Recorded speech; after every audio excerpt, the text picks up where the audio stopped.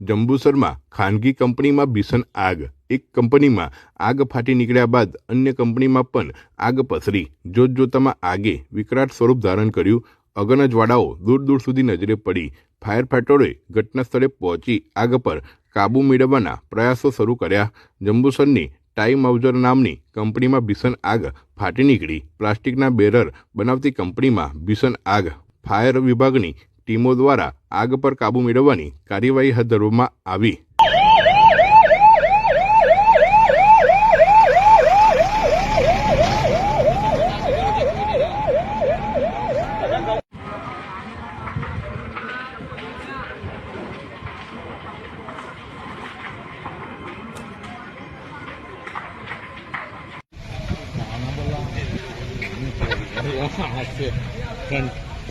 नहीं खबर पड़ती चैनल में जवान भागवा